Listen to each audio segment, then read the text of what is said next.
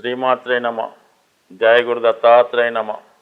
ఈ వీడియోలో మనం నవంబర్ 17 నుంచి 23 మధ్యలో జరగబోయే వారఫలాలు కర్కాటక రాశి వారికి ఏ విధంగా ఉండబోతున్నాయి అని పరిశీలించినప్పుడు, ఈ రాశి వారికి రాశి అందే కుజగ్రహ సంచారం జాతకుడు చాలా ఉత్సాహంగా పనిచేయడానికి అవకాశం ఉంటుంది.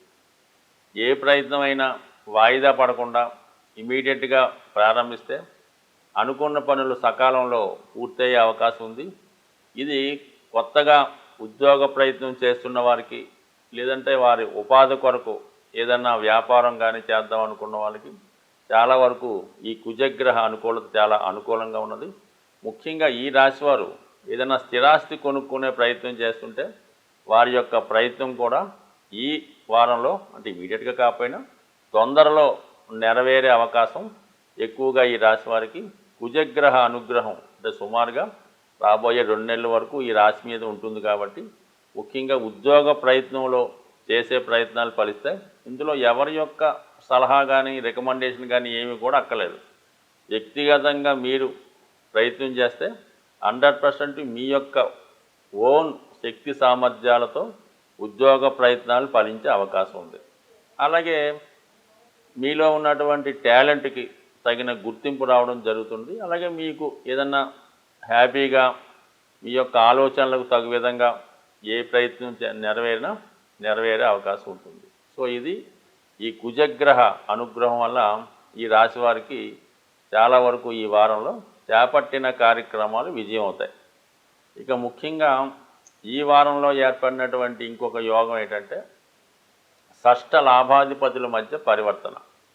6వ స్థానంలో ఉన్నటువంటి గురువు 11వ స్థానంలో ఉంటూ 11లో ఉన్నటువంటి శుక్రుడు 6కి మారడం వల్ల ముఖ్యంగా కోర్టు సమస్యలు కానీ ఆర్థిక లావాదేవీలు కానీ ఉంటే అవి మీకు అనుకూలంగా పరిష్కారమై, ముఖ్యంగా మీకు ఎవరి దగ్గర నుంచైనా ధనం రావాల్సి ఉంటే ఆ ధనం ఈ సమయంలో మీకు రావడం జరుగుతుంది. అది కోర్టు ద్వారా అవ్వచ్చు, సెటిల్మెంట్ ద్వారా అవ్వచ్చు, ఏ విధంగా అయినా సరే మీకు మరి ఆ ధనం తిరిగి వస్తుంది. అలాగే మీ యొక్క కుటుంబంతో, మీ యొక్క పెద్దవారితో కానీ, మీ కుటుంబంలో ఉన్నటువంటి స్త్రీలతో కానీ మీకు ఉన్నటువంటి విరోధాలు సమసిపోయి మళ్ళా తిరిగి ఇరువురి మధ్య స్నేహభావం ఏర్పడే అవకాశం ఉంది. అలాగే ఎవరైనా ఈ కర్కాటక రాశి వారు వివాహ సంబంధించిన విషయాల్లో ఏమైనా సమస్యలు ఎదుర్కొంటుంటే అవి ఖచ్చితంగా ఈ వారం భగవంతుని యొక్క అనుగ్రహంతో సాల్వ్ అయ్యే అవకాశం ఉన్నది. సో ఏదేమైనా లాభస్థానంలో గురుగ్రహ సంచారం ఉన్నంత వరకు ఈ మేషరాశి వారికి ఏదైనా సరే తిరిగి పోగొట్టుకున్నది ఏదైనా సరే తిరిగి పొందే అవకాశం ఉంటుంది. కాబట్టి గతంలో మీరు ఏదైనా ఉద్యోగ ప్రయత్నం చేసి పోగొట్టుకుని ఉన్నా, అలాగే వివాహ ప్రయత్నం చేసి ఆ సంబంధం పెండింగ్లో ఉన్నా ఇంకొకసారి మీరు ప్రయత్నం చేయడం వల్ల అవి సఫలీకృతం అయ్యే అవకాశం ఉన్నది. ఇక ముఖ్యంగా ఈ రాశి వారికి పంచమ స్థానం అయినటువంటి కోణస్థానంలో ఏర్పడినటువంటి బుధాదిత్య యోగం, అంటే వ్యయాధిపతిగా ఉన్నటువంటి బుధుడు అలాగే ధనాధిపతిగా ఉన్నటువంటి రవి ఇద్దరూ కలిసి 5వ స్థానంలో ఏర్పడడం వల్ల ఇది జాతకుడికి ఎలా ఉంటుందంటే, మీకు వ్యక్తిగతంగా మీకు కానీ మీ సంతానంలో ఒకరికి ఏదైనా అటు ప్రభుత్వం ద్వారా లాభం కలగడం కానీ, విదేశ ప్రయత్నాలు ఫలించడం కానీ, అలాగే మీలో ఉన్నటువంటి టాలెంట్కి ఒక విధమైన గుర్తింపు రావడం జరుగుతుంది. ఉదాహరణకి ఎవరన్నా ఈ రాశిలో ఉన్నవాళ్ళు ఏదైనా సినిమా రంగంలో ఉంటే వాళ్ళకి మంచి అవకాశాలు రావడం, వాళ్ళకి కృషికి తగినటువంటి ఫలితం, అలాగే అనుకోకుండా మీ యొక్క స్థితి అంటే ఆర్థిక పరంగా మీ యొక్క రెమ్యునేషన్ పెరగడం లాంటివి జరిగే అవకాశం ఉంది. ఒకేసారి మీకు మంచి గుర్తింపు కూడా రావడం జరుగుతూ ఉంటుంది. బట్ ఇది ఈ విధంగా ఈ పంచమ స్థానంలో ఏర్పడినటువంటి నిపుణ యోగం మీలో ఉన్నటువంటి నైపుణ్యాన్ని పెంచే అవకాశం ఉంది.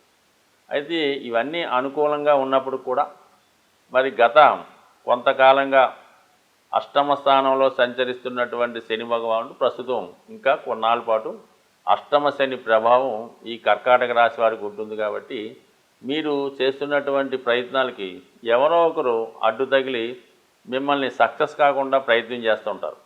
సో ఈ కారణం వల్ల ఏంటంటే మీ యొక్క అవకాశాలు చివరి నిమిషంలో మిస్ అవ్వడం కూడా జరుగుతూ ఉంటాయి. అందుకని చాలా వరకు మరి ఎవరైతే మీ యొక్క ప్రగతికి అభివృద్ధికి అడ్డంకిగా ఉన్నారో ఆ విషయాన్ని కొద్దిగా గమనించి వారిని ఏదో విధంగా ప్రసన్నం చేసుకునే ప్రయత్నం చేస్తే మీ యొక్క సక్సెస్కి అది ఇంకా అనుకూలంగా ఉండే అవకాశం ఉంది. బట్ ఏదైనా మరి తొందరలో ఈ అష్టమ శని ఇంచుమించుగా మీకు మార్చి నెలాఖరు నాటికి ఈ అష్టమ శని ప్రభావం కూడా తొలగిపోతుంది కాబట్టి జాతకుడికి ఎప్పటికన్నా అప్పుడు ఇంకా ఎక్కువ విజయ అవకాశాలు ఉండే అవకాశం ఉంది. బట్ ఏదైనా ఈ రాశి వారికి గురుబలం ఉన్నంత వరకు ఎంత గ్రహాలు ఎంత అనుకూలించకపోయినా ఎవరు ఎంత ఇబ్బంది పెట్టినా ఈ కర్కాటక రాశి వారి యొక్క అభివృద్ధిని మాత్రం ఎవరు అడ్డుకోలేరు, ఆపే ప్రసక్తే లేదు.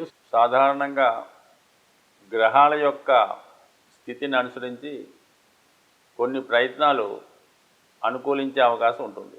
మరి ప్రస్తుతం కుజగ్రహం నీచ స్థితిలో ఉన్నప్పటికీ కూడా సహజ చతుర్థ స్థానంలో ఉండడం వల్ల చాలా వరకు భూముల యొక్క స్థిరాస్తుల యొక్క విలువ స్థిరంగా ఉండే అవకాశం ఉన్నది. ఆ కారణం వల్ల ఎవరైతే సొంత గృహం కొరకు ప్రయత్నం చేస్తున్నారో వాళ్ళకి రాబోయే 3 నెలలు చాలా అనుకూలించే అవకాశం ఉంటుంది. సో దానివల్ల ఎవరైతే సొంత గృహం కోసం ప్రయత్నం చేస్తున్నారో వాళ్ళు మరి రేపు మనకి ఈ నవంబరు 18వ తారీఖున వస్తున్నటువంటి సంకష్టార చతుర్థి ఆ రోజు విధి విధానంగా విఘ్నేశ్వరుణ్ణి గరికతో అర్చించడం, లేదంటే ఏదైనా దేవాలయంలో అక్కడ చేస్తున్నటువంటి పూజల్లో పాల్గొనడం, మరి కొన్ని దేవాలయాల్లో గణపతి హోమం, అలాగే సాయంకాలం పూట గణపతి యొక్క అభిషేకం 2 చేయించుకొని ఆ రోజు ఒక దీక్షతో మనం ఎలాగైనా ఒక గృహాన్ని కొనుక్కోవాలని సంకల్పంతో ఒక నిర్ణయాన్ని తీసుకొని ఆ రోజు నుంచి ఏంటంటే ప్రతి మంగళవారం మీరు సుబ్రహ్మణ్య స్వామి ఆలయాన్ని కానీ, హనుమాన్ ఆలయాన్ని కానీ, లేదంటే లక్ష్మీ నరసింహస్వామి ఆలయాన్ని దర్శించడం వల్ల మరి అలాగే కొంతమందికి ఏంటంటే భూములు చికాకులుగా ఉంటాయి. కొంతమంది ఆస్తి పంపకాలు అయినప్పుడు కూడా చేతికి రాకపోవడం, పెద్దవారు ఆస్తి పంపకుండా వాళ్ళ దగ్గరే ఉంచుకోవడం, మీ యొక్క స్థిరాస్తి ఇతరుల చేతిలో ఉండిపోయి మన చేతికి రాకపోవడం, అటువంటి వాళ్ళు భూసూక్తం అనే పారాయణ చేయించుకోవడం అనేది ఉంటుంది. అంటే మనకి మీరు యూట్యూబ్లో సెర్చ్ అయినప్పుడు ఈ భూసూక్తం అంటే వస్తుంది. అది తరచూ వినడం వల్ల కానీ కొంతమంది గృహంలో ఏదైనా పండితులతో పారాయణ చేయించుకోవడం వల్ల భూములపై ఉన్నటువంటి సమస్యలు తొలగిపోయే అవకాశం ఉంది.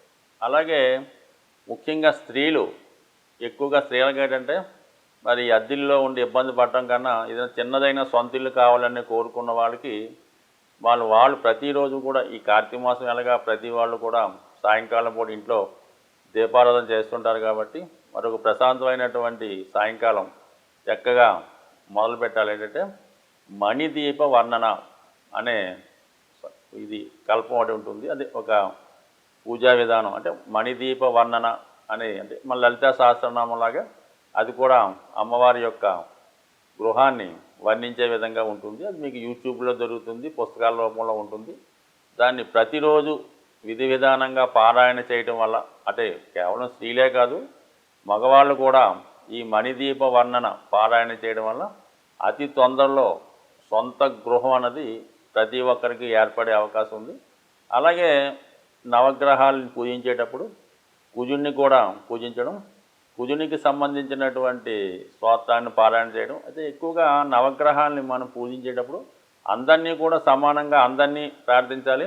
అన్ని గ్రహాలకు సంబంధించినటువంటి స్తోత్రాలను కూడా పారాయణ చేయాలి. అంటే కొంతమంది పర్టికులర్గా శని భగవాన్ని, పర్టికులర్గా రవిని పూజ చేస్తారో ఆ విధంగా కాకుండా 9 మందిని సమానంగా పూజిస్తూ మీరు ఎవరి కొరకైతే ఆరాధిస్తున్నారో వారిని ప్రత్యేకంగా ఒక 18 సార్లు 40 సార్లు ప్రార్థించి మళ్ళా ఆ 9 గ్రహాలని మళ్ళా పూజించడం వల్ల ఆ గ్రహాల యొక్క అనుమతితో పర్టికులర్గా మీకు కుజగ్రహ అనుగ్రహం లభించే అవకాశం ఉంది. కాబట్టి ఇది ఏదైనా ఒక పూజ అన్నది విధి విధానంగా పద్ధతిగా చేయడం వల్ల అది నమ్మకంతో చేయడం వల్ల ఖచ్చితంగా మీ యొక్క సంకల్పం నెరవేరే అవకాశం ఉంటుంది. స్వస్తి.